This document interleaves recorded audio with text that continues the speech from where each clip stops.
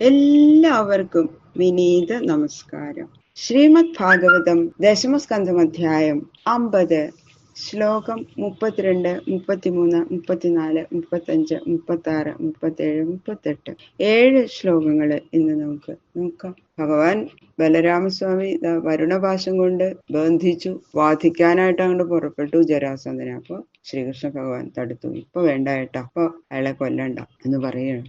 ഓം നമോ ഭഗവതേ വാസുദേവായ കൃഷ്ണായ വാസുദേവായ ഹരയേ പരമാത്മനെ പ്രണതക്ലേശനാശായ ഗോവിന്ദായ നമോ നമഃ.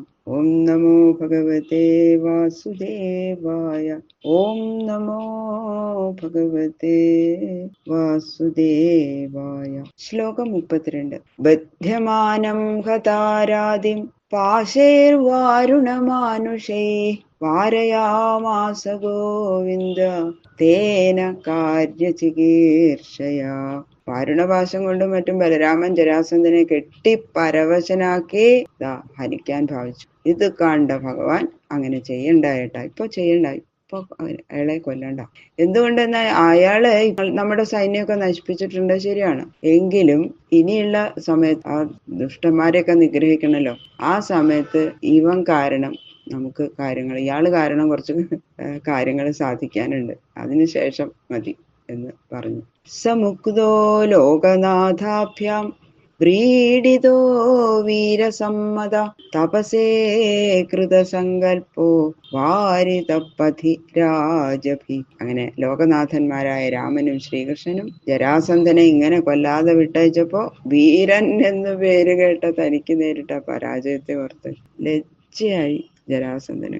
എത്ര കേമനാണെന്ന് എല്ലാവരും ഇങ്ങനെ വീരൻ വീരൻ ജരാസന്ധൻ എന്നൊക്കെ പറഞ്ഞുകൊണ്ട് ഇതേവരെ അതും അങ്ങനെ മാത്രമേ കേട്ടിട്ടുള്ളൂ. തോൽവിയുടെ സുഖം അറിഞ്ഞിട്ടില്ല ജരാസന്ധൻ. അല്ലാത്ത ലജ്ജയായി. നാട്ടിലേക്ക് ഇനി തിരിച്ചു പോകാൻ പറ്റില്ല, പറയാൻ നാണക്കേട്. ഇനി കാട്ടിൽ പോയി തപസ് ചെയ്യാം ഇനിയുള്ള കാലം എന്ന് വിചാരിച്ചിട്ട് പോകുമ്പോ ആ കൂട്ടുകാരുണ്ടല്ലോ, ശിശുപാലൻ, രുക്മി മുതലായിട്ടുള്ള ദുഷ്ടശിരോമണികളായ രാജാക്കന്മാര്, അവര് അടുത്ത് നിന്നിട്ട് ഇതൊക്കെ എന്താണ് ഇങ്ങനെ ചെറിയ തോൽവികളൊക്കെ സംഭവിച്ചത്, എന്തോ ഒരു കഷ്ടകാലം കൊണ്ട്. അങ്ങേ പോലെ വീരത്തൊന്നും ആ ശ്രീകൃഷ്ണനും ബലരാമനും ഒന്നുമില്ല, എന്തോ ഒരു കഷ്ടകാലം കൊണ്ട് ഇപ്പൊ തോറ്റെന്ന് മാത്രമേ ഉള്ളൂ. അങ്ങനെ പൊക്കി പൊക്കി പറഞ്ഞുകൊണ്ട് സമാധാനിപ്പിക്കുകയാണ്. തപസ്സിനൊന്നും പോവാൻ സമ്മതിച്ചില്ല അവര്. വാക്യൈ പവിത്രാർത്ഥപദൈ നയനൈ പ്രാകൃതൈരപി സ്വകർമ്മബന്ധേ പ്രാപ്തോയം യദുഭിസ്തേ പരാഭവ.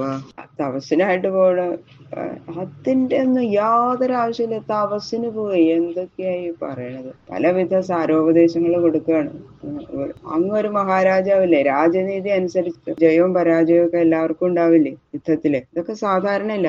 അതുകൊണ്ട് ആരെങ്കിലും ഒക്കെ ഇത് ഉപേക്ഷിച്ച് തപസ്സിന് പോകും. അങ്ങനെ രീതി അനുസരിച്ച് പറഞ്ഞു, അങ്ങ് ഏറ്റവും ബലവാനായിട്ടുള്ള രാജാവാണ്. എന്തോ ഈ അല്പന്മാരായിട്ടുള്ള യദുക്കളിൽ നിന്ന് എന്തോ തോൽവി പറ്റിയത് ഞങ്ങൾക്ക് തോന്നുന്നത് എന്തോ ഒരു കർമ്മഫലം മാത്രമാണ്, അല്ലാതെ ഒരു കഷ്ടകാലം ഉണ്ട് ഇപ്പൊ.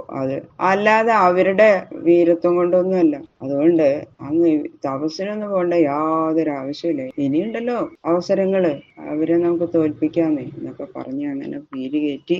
ഹതേഷു സർവാനീകേഷു നൃപോ ബാർഹദ്രഥസ്തഥാ ഉപേക്ഷിതോ ഭഗവാൻ മഗധാൻ ദുർമനായയോ. ഇങ്ങനെ സകല സൈന്യങ്ങളെയും നശിപ്പിച്ച ശേഷം ഭഗവാൻ വിട്ടയച്ചു. പൊക്കോളൂ. തലയും താത്തി നാണം കെട്ട് ആ ശിശുപാലാദി രാജാക്കന്മാരുടെ ഉപദേശമൊക്കെ അനുസരിച്ചിട്ട് വളരെ മൗഢ്യത്തോടു കൂടി തന്നെ തന്റെ രാജ്യത്തിലേക്ക് മടങ്ങിപ്പോയി ജരാസന്ധൻ. ശ്ലോകം 36, 37, 38 അടുത്ത് 3 ശ്ലോകങ്ങളുടെ അർത്ഥം ഒന്നിച്ചാണ് പറയുന്നത്. മുകുന്ദോവി അക്ഷതബലോ നിസ്തീർണാരിബലാർണവ വികീര്യമാണ കുസുമൈ ത്രിദശേ അനുമോദിത മാധുരൈരുപസംഗമ്യ വിജ്വരൈർമുദിതാത്മഭി ഉപഗീയമാന വിജയ സൂതമാഗധവന്ദിഭി ശംഖദുന്ദുഭയോ നേതു ധേരീതൂര്യാണ്യനേകശ വീണാവേണുമൃദംഗാനി പുരം പ്രവിശതി പ്രഭോ. ഭഗവാൻ ശ്രീകൃഷ്ണന്റെ സൈന്യങ്ങൾക്കുണ്ടായ തളർച്ചകൾ മുഴുവനും ഭഗവാന്റെ ആ കടാക്ഷ അമൃതധാരയാൽ തീർന്നു.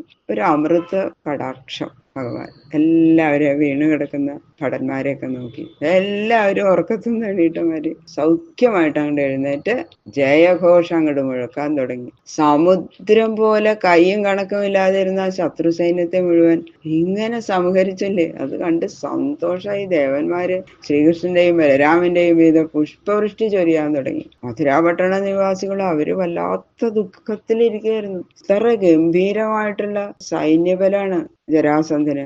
ഭഗവാന്റെ അതിന്റെ ഒരു കാൽഭാഗം പോലും സൈന്യങ്ങളില്ല. എങ്ങനെ ഈശ്വര ഭഗവാനെ അയാള് തോൽപ്പിക്കോ എന്ന് വിചാരിച്ച് എല്ലാവരും ദുഃഖിച്ചിരിക്കുകയായിരുന്നു. ഇതങ്ങോട്ട് മധുരാപട്ടണവാസികള് ജയഘോഷത്തോടെ വരുന്ന കൃഷ്ണനെയും സൈന്യങ്ങളെയും അങ്ങോട്ട് കണ്ടില്ലേ, എതിരേറ്റ് ഗംഭീര ഘോഷത്തോടെ കൂടിയിട്ടാണ്. അവർക്കുണ്ടായിട്ടുള്ള ദുഃഖങ്ങൾ മുഴുവൻ തീർന്നു, വളരെ സന്തോഷിച്ചു.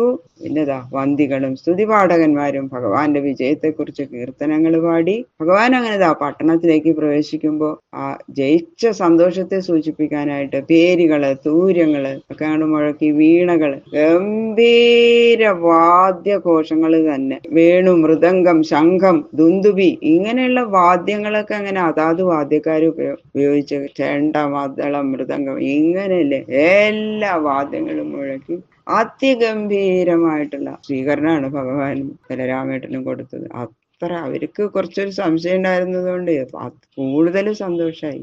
അങ്ങനെ ഭഗവാൻ മധുരാപുരിയിലേക്ക് പ്രവേശിക്കുന്നു. ബാക്കിയുള്ള ശ്ലോകങ്ങള് നാളെ നോക്കാം. സർവത്ര ഗോവിന്ദ നാമ സങ്കീർത്തനം, ഗോവിന്ദ ഗോവിന്ദ ഗോവിന്ദ.